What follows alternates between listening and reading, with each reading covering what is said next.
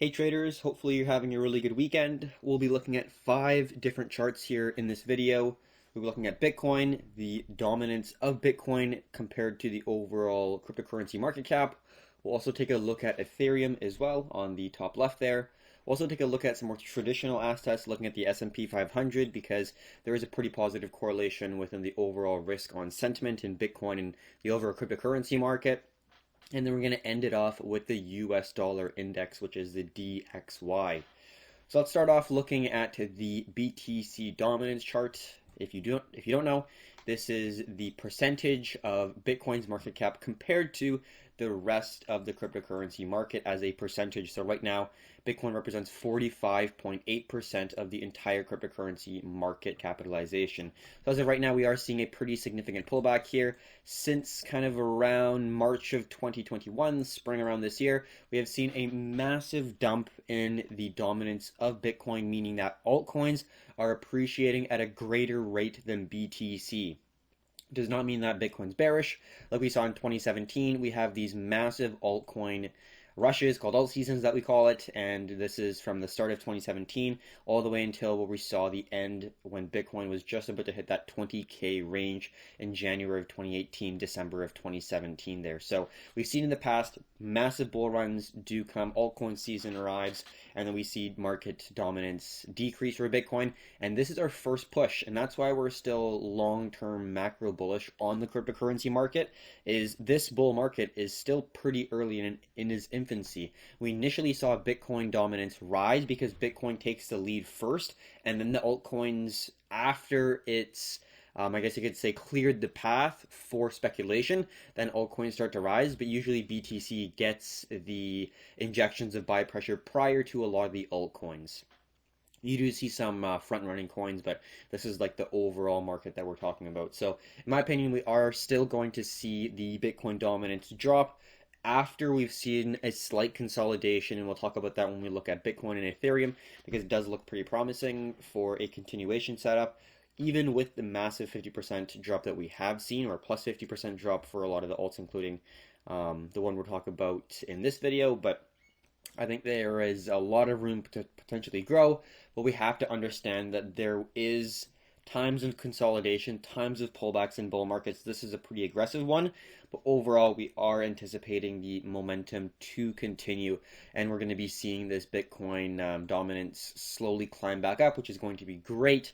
We'd like to see consolidations because it's a healthy bull market. Once we get that final parabolic push, then we are going to be looking at potentially at least taking some profits off the table, maybe putting it in some staking stable coins. We'll see how it goes, but that is the overall long-term opportunity, in my opinion. Is there's still a lot of room to grow, and we do see a little bit of hesitation, which in my opinion is a good thing.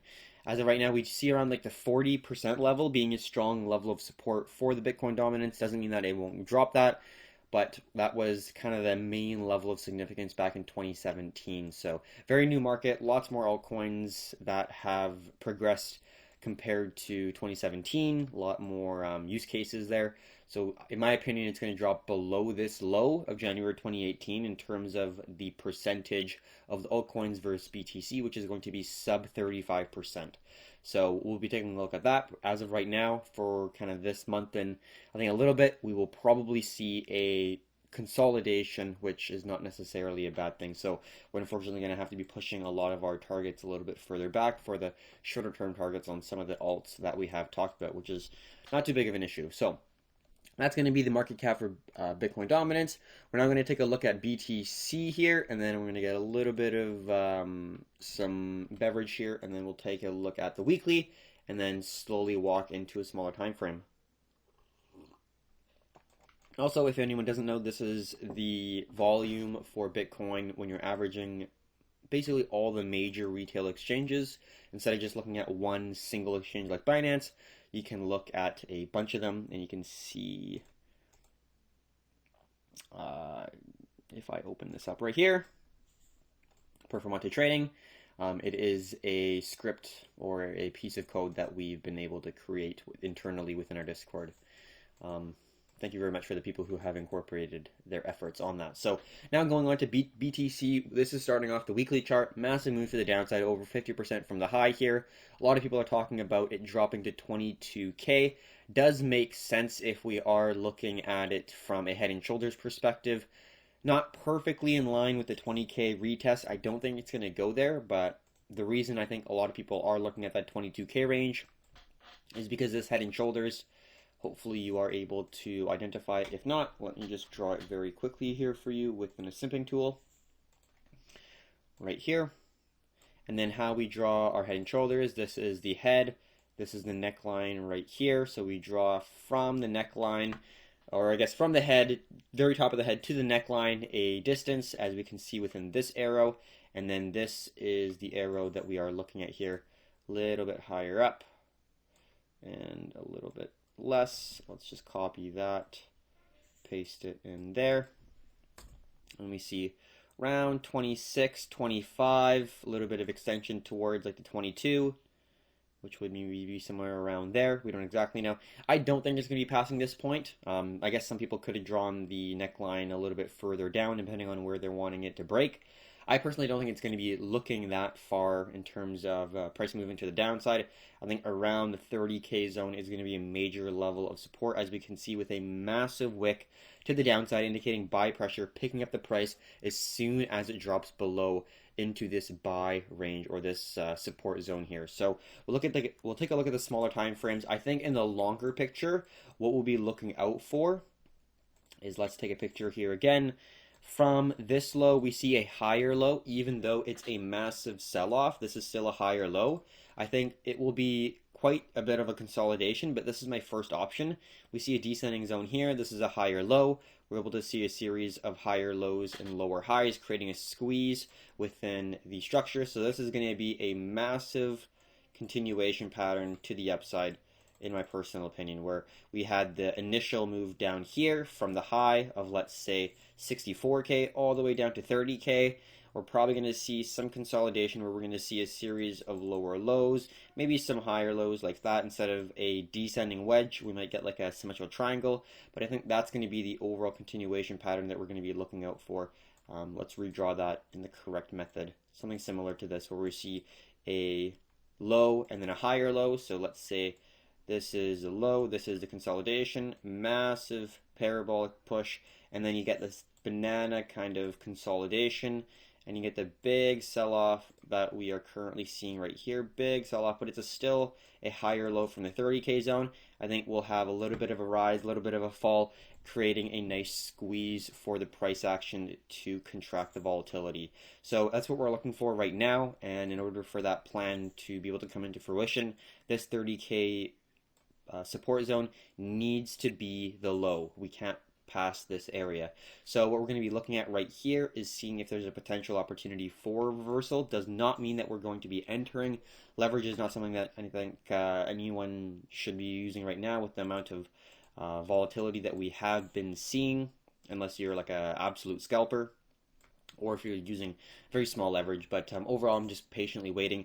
I'd like to see this breakout right here, because we see a slight channel here, and then I'm not looking to enter as soon as the channel breaks. We're probably going to see something like this, little dip, and then a little dip, and then what we're going to get out of this would be that triangle formation that we've talked about. And then this is your massive first wave, number one. This is your number two, and then number three could be very small, could even make like a triangle right here internally of this like a triangle. But that's what we're going to be looking for. And then we're looking for that very, very tight contraction, maybe even going into July.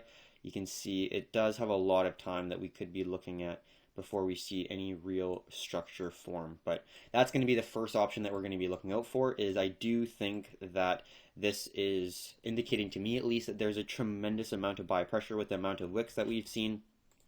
Now on the weekly chart, we have yet to close, but we do have 20 more hours. So good amount of buy pressure, as we can see. We see if we're looking back at major price action structures, let's say looking at the Btc.D chart, we've seen capitulations like this before. Massive wick down. We see massive wicks down right here. Obviously a big wick down there, and then the 50% move in one day, as we can see right here. Now we got a very, very quick recovery here. I don't think it'll be that quick, but I think it will be a great continuation. If you're worried, scared, I wouldn't worry about it. I think this is going to be the structure that we're going to be looking out for, something like this. We have a little bit of time before we actually create this. It's going to be probably a little bit more angled like this. And you're looking for that nice contraction and then next pop off to the new high, and then the fall, if that does come into fruition, is going to be a wild ride because alts have already fallen quite a bit, and they're probably going to be falling more if we are going to see this consolidation all the way through to July. So be patient. I would say that staking is definitely not a bad option because then you're able to accumulate your favorite altcoin if it does allow it to stake. So then when you do inevitably get that strong impulsive push, you already have more of whatever token that you're staking. So then when you do see that significant appreciation, holding makes sense because you're able to see it actually reward you instead of just holding on to something that doesn't really pay you anything, and then you're just holding on to something that is just depreciating or consolidating, which is not as fun. It's always good to have a little bit of cash flow, even if that cash flow is depreciating right now, because at a later point, especially because we're in a bull run, that holding and staking could really benefit you with the amount of tokens that you're able to acquire through that endeavor. So that's going to be the overall outlook that we're going to be looking out for BTC here. In short, we do see lots of buy pressure. I'm not looking and being confident that this is going to break. We'll look at the smaller time frame, but wanted to really understand where we could look for potential continuation pattern on a very large time frame, like a daily, weekly. We're looking at that zone. So then understanding that, we're not going to be entering anything, but let's just talk about a potential opportunity that it would be great to see on a 6 or 4 hour chart for a potential reversal here. So this is that channel that we've been talking about right here with a series of lower highs and lower lows. We see first rejection, second, third, fourth, fifth rejection, lots of rejections to the downside. We see support, support, support, support, support, lots of support. It's a great overall structured move to the downside following and respecting a descending channel. What we see right now, hopefully in my opinion, is going to be a potentially bottoming sort of formation where you do see right now a higher low, and then if we get a smaller dump and then we see even a higher low from there, you're seeing higher lows and lower highs creating a squeeze. If you do get a break above this descending trend line, I think we could get that initial small short-term rally that we were initially anticipating.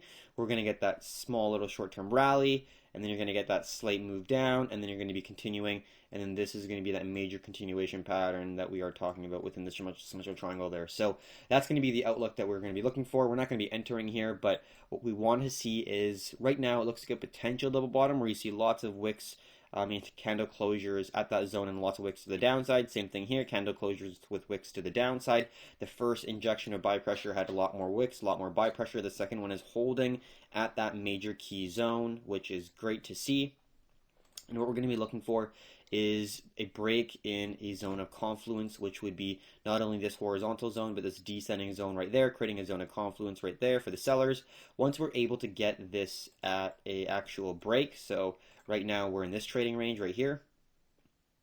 Let's say that's a trading range, lots of buy pressure because we see lots of wicks to the downside. If we're able to get out of this trading range and then start trading within above this level right here, that's going to be a break in market structure to the downside because now you're potentially making a reverse head and shoulders. If we take this out and if we go above this zone and start trading here, this could be the left shoulder, this could be the right shoulder, and this could be the head. You could see a nice reversal pattern. And then you could be looking at an opportunity somewhere up here.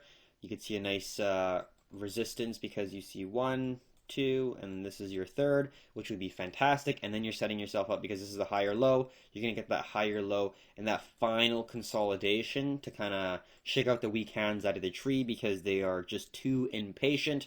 And then you're going to get that strong push to the upside. So that's going to be on a smaller time frame, like a 6 hour and 4 hour. That's what we're going to be looking out for. Let's just quickly go to the 4 hour here, and that's really the smallest time frame that we're going to be looking at. So let's take a picture here, and just let's quickly make our volume a little bit more, I would say, easy to see. And that's what we're going to be looking for. Not a whole lot more that we're going to be discussing within this structure right here. We're going to be looking for a break in market structure, so we need to see the price trade within this range here, above the descending zone, above this current horizontal level of resistance. Once we see that, once we see buyers stepping up and holding this new level of support, we're going to be looking for opportunities not to enter, but to look for validation, because we're not really going to be entering leverage trades until we see something like this, where you see that rising ascending zone of support. You see the consolidation, you see the contraction, but this is going to give you that first kind of indication that we're on the right track. If it doesn't hold, if it kind of loops back down, we're going to have to reevaluate. But if it does form this great opportunity where this is a, let's go like this, a head and shoulders as well as a double bottom, you could be looking at that nice lower high, as we said on the weekly chart. Let's do 2-day. You're going to be looking for one last lower high before you get the final formation of what we're looking for, which is probably going to be a symmetrical triangle.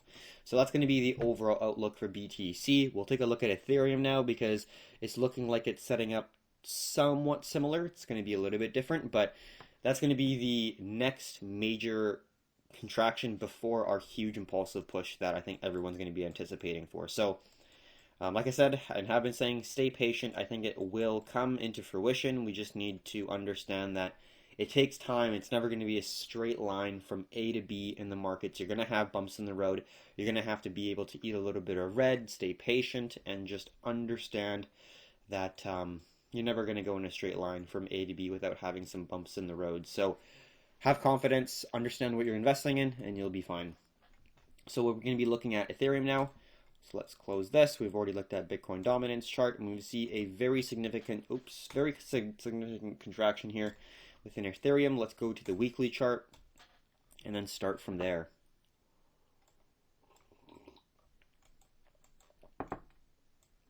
So this $1,400 zone was a major level of resistance. That was an all-time high. Consolidated above that range pretty well perfectly, and then made our next significant push to the upside. Our pullback is now above our previous high. So looking at the weekly chart, market structure is looking phenomenal. You're going to have these pullbacks if you're going to be trading from $400 all the way to $3,200, and we haven't really had a pullback since. The most aggressive pullback prior to this current one is at 28%, and the most recent pullback now is at 56%. So, and that appreciation from like our initial call was around 900% up. So you're going to have these 50% pullbacks if you're going to be appreciating 900% in a span of, let's say, 6 months. So hopefully that is something that you are able to accept. If you have volatility on the upside, you're going to have it on the downside. You have to accept it. You have to understand it and not get shaken out, because it's very easy to if you're going to be listening to all the FUD. So looking at the structure of this overall price action, you see significantly rising volume, which isn't fantastic in a bearish push. I think this is kind of the end of it, where we've seen this ascending zone and this zone of confluence horizontally hold the price for many, many hours here. And we see that the kind of capitulation max volume has surpassed, where we see a lot less volume after we've seen that initial capitulation. So we haven't really seen that much relative volume since our initial push since the start of the year. So it's been a handful of months. So I think that's going to be the next major relative volume event that has occurred before we're going to be looking at a potential continuation pattern. So what we're going to be seeing right now is this ascending zone hold, and then a potential squeeze where you see a series of lower highs squeeze the price between this ascending zone and this descending zone, which is basically creating a funnel for the price. So looking at a smaller time frame, let's take a good picture of Ethereum. We see the series of lower highs, and then this is that major support zone that is ascending, where we see lots of buy pressure within that range. So what we're seeing right now is a squeeze within this zone and a very minor zone right here that I'm not going to be paying too much attention to, but this ascending zone is a major level of support that we have to keep an eye on. So around, let's say, the 22 to 2K range is a major level of support, and we're currently getting squeezed towards that major level of support with the major zone of resistance, which is the more significant one, which is right here, and then you see us on a smaller time frame, a very small short-term time frame right here. So that's going to be creating the potential push for the double bottom right here, where you see the first double bottom and the second double bottom right there. And then at that point, it's going to be looking very similar to BTC, where you see a descending zone right here, you see a horizontal zone right here, you're seeing a double bottom. This is a zone of confluence right here. If we're able to get above this zone and start trading above that range, that's going to be looking very bullish for the overall market. If it does not hold this zone and we start trading and then goes below, we could be seeing a retest of the $2,300 range that we're currently near for another touch of that zone, and then you'd be looking for an even longer duration of a consolidation. So that's going to be a little bit of a wait, to be completely honest, but that's okay. We don't mind. We've seen some massive appreciation on Ethereum since we've had our initial call at like the 400 range, so it's not going to go up forever in eternity. You got to have some sort of consolidation for the wind up for the next leg up, which I think we will be seeing within the later part of the summer this year into the fall winter, is I think when that next parabolic push is coming into fruition. So as of right now, we're patiently waiting to see if this is going to break. It's contracting right now pretty well. I think we will see a slight push in Ethereum to the upside, but then if it's going to be another dump back down, it wouldn't be a bad thing, kind of something like this, because then you're going to see the Bitcoin dominance start to rise again, which is going to be fantastic, because this is the Bitcoin dominance, massive push.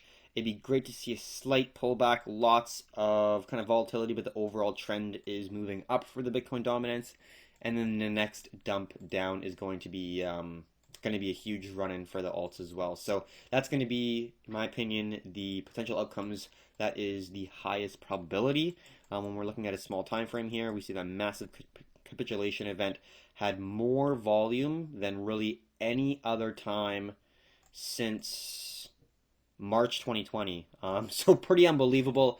It does happen, but I think the capitulation event has already occurred, and now we're just looking for potential dip buying opportunities, either in alts, BTC, or if you want to be a little bit more conservative, I would wait until that zone of confluence has broken. And in Ethereum, it's going to be around 3K, where that main level of confluence needs to break for you to have the highest level of confirmation that the price is going to continue to move to the upside, or at least have more overall bullishness indicated in the technicals or the price action. And if that doesn't hold, we'll be looking for a longer drawn out symmetric triangle, but the overall direction would still be the same, which is up. So that's going to be Ethereum. Let's go on the 12-hour and just let that hang right there. And the final thing, actually, we're going to be looking at two different things, the S&P 500, and the final thing is going to be the DXY, which is the US dollar index.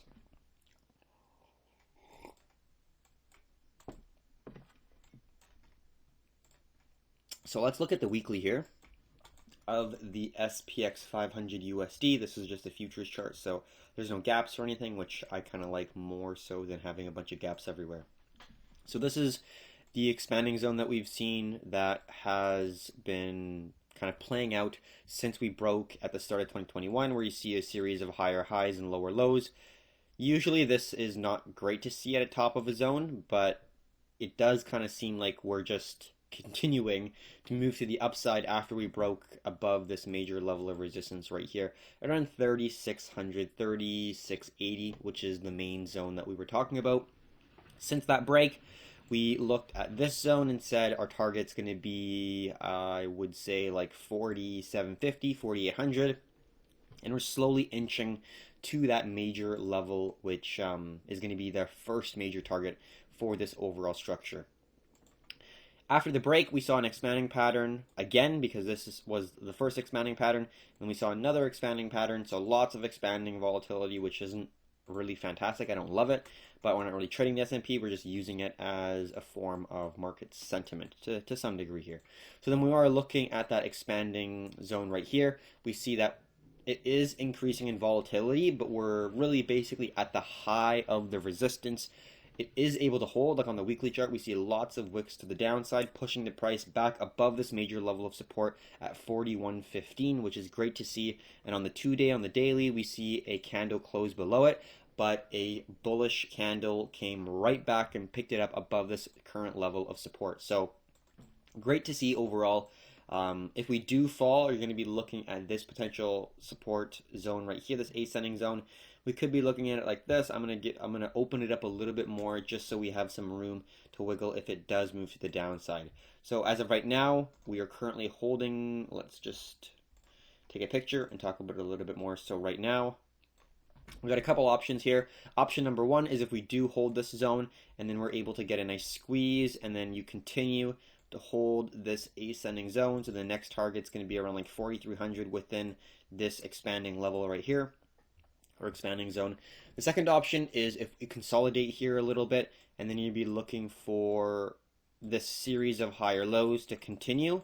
So you're going to have potentially a higher low here, something like that, and then you're going to get this triangle formation, this squeeze and contraction, because you see a series of lower highs and higher lows. This is a funnel that has to get either broken to the upside or downside. That's going to be option number two.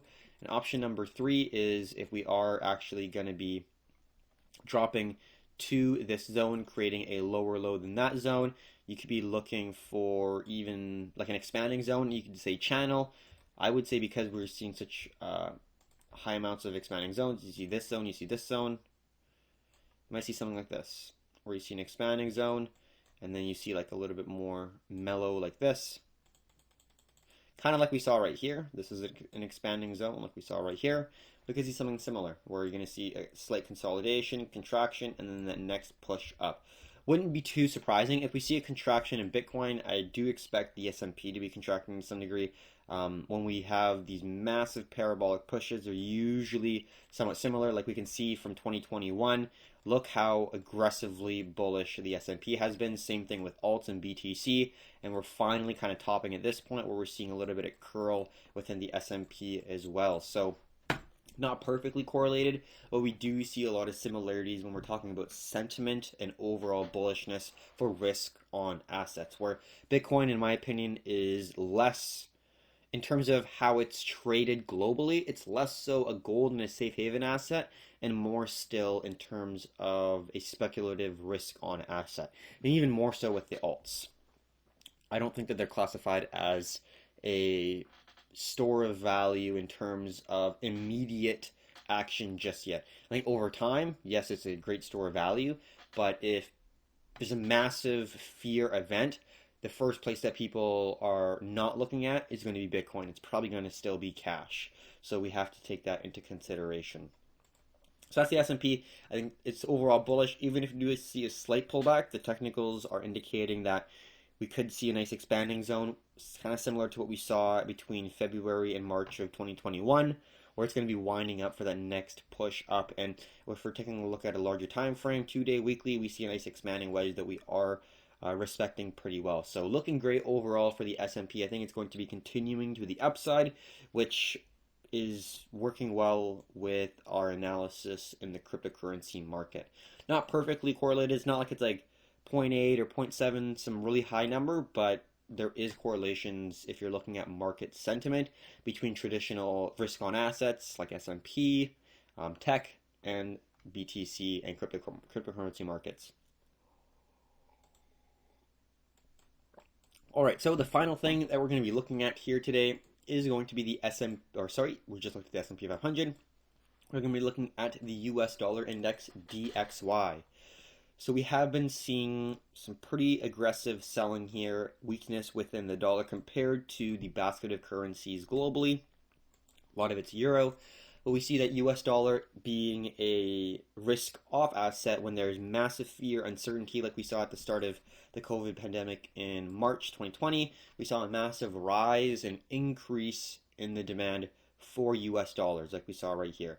And over time, as things started to get a little bit more mellow, stock market started to rise, real estate is doing very well, cryptocurrencies are doing really well, speculation is increasing, and then you see the dollar weakening over time, because if there's less fear, less uncertainty, people are going to be looking at more speculative assets, and the US dollar has basically zero interest, so you're not able to make anything, and you're losing money due to inflation with the government printing lots of money.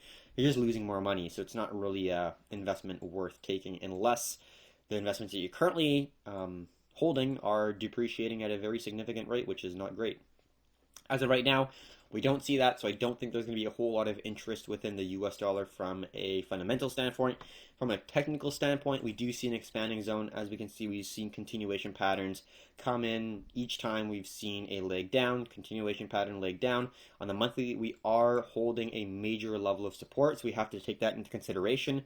This is a double top formation, and we've been speculating that this is going to be breaking for quite a long time, like well before March of 2020 at this double top here. If it does come into fruition, where we're dropping below the 88.25 range, I think we're going to see a massive move to the downside all the way to like the 80s, which is a huge move when you're talking about currency markets, like an over 10% move. That's massive. So there's going to be a lot of hesitation because we've seen from, let's say, February 2018, lots of buy pressure around this zone. Even if we're zooming out from the monthly, we see lots of rejections in like 04, 06, and then we see that lots of buy pressure is coming in right now. So it's going to be a zone that's going to be very difficult to break. So I think that what we're going to be seeing right now, let's draw on our chart now. But we just wanted an understanding of why this 80, 88, 89 zone is so important and so strong. So I think we will be seeing a lower low. We're seeing a nice expanding pattern, as we can see right now. And then this zone to this zone, this zone to this zone. I think we'll create a lower low, but just slightly. This is the initial low that I was thinking of right here. So then it would be going all the way down here. But I think because this support zone is so strong, we'll be seeing a slightly lower low. And then what we're going to be looking for after that lower low is something along the lines of this, where we see a slightly lower low, and then you see a low, and then a lower low like that. And then you're going to be looking for a wedge formation, something similar to this. And then a wedge has two options because this potentially could be a bottom. But I think what's going to be a higher probability is you're going to see a wedge melt down, where you're going to be seeing series of lower lows, and then once it breaks those series of slightly lower lows, just an absolute meltdown, like kind of similar to what we saw in BTC, where we were seeing an initial ascending wedge. It broke down, and then we were seeing a wedge like this, and it broke down and broke a major level of support, and now you're trading in a range that a lot of people was thinking that was never going to be touched again for the price of BTC. So we can kind of be seeing that same formation play out, except instead of a squeezing wedge to start it off, we're seeing an expanding wedge, something like this. We're seeing expanding, lots of volatility, and then a break, and then you're seeing a descending zone right here, and then you're going to see another break. So right now we're going to be looking for a possible descending zone similar to this, and it's just a matter of if we're going to break this zone. If it does hold, you're going to be held with this series of resistances right here, and right here. So if it does actually break this and move to the upside, you're going to be looking for a lower high to this high. So then we're going to be looking for a potential kind of contraction within this descending zone and that next push lower, but we're going to have to be pretty patient because there's going to be a lot of time to pass before that inevitable capitulation point to drop us below the 88 range that we're hoping to get in. So let's take a look at a smaller time frame here.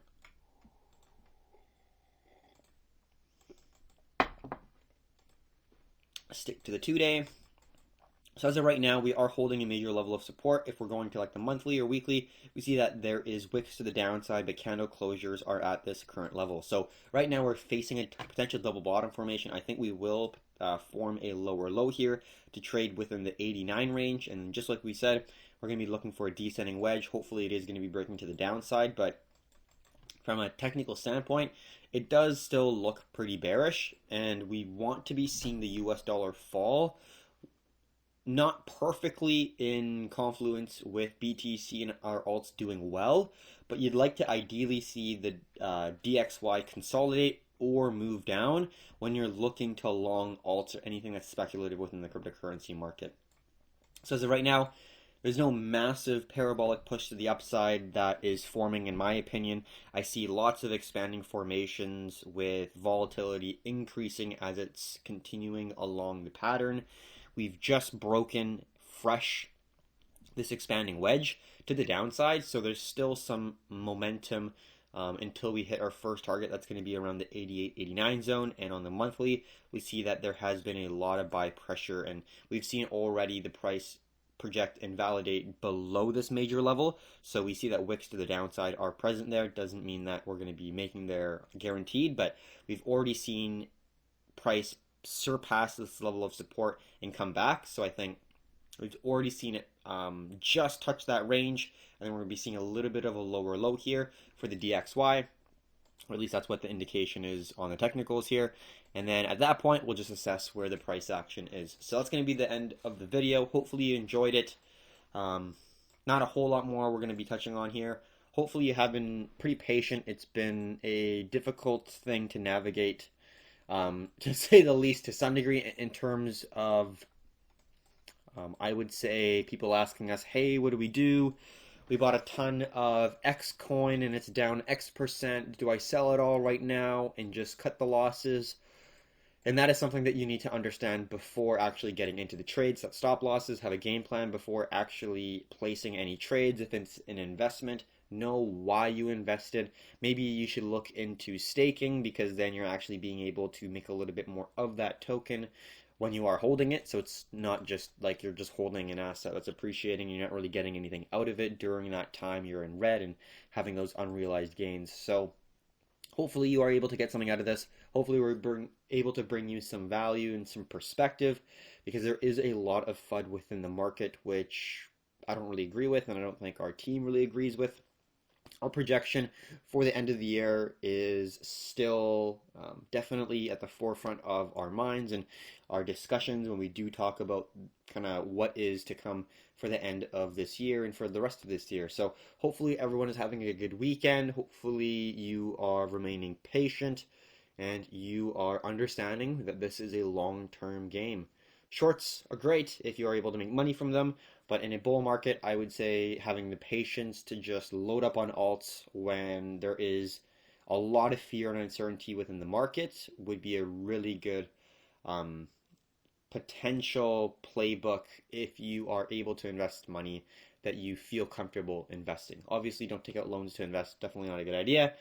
But hopefully you have kind of strategically placed yourself to allow a little bit of cash flow in bull market season, or especially altcoin season. So thank you very much for watching. Truly appreciate it. If there's a specific chart, coin, altcoin asset that you would like us to analyze, review, go over in our analysis, we definitely would love to take a look if it's something that would be useful. So thank you very much for tuning in, and until next time, have a good one, traders.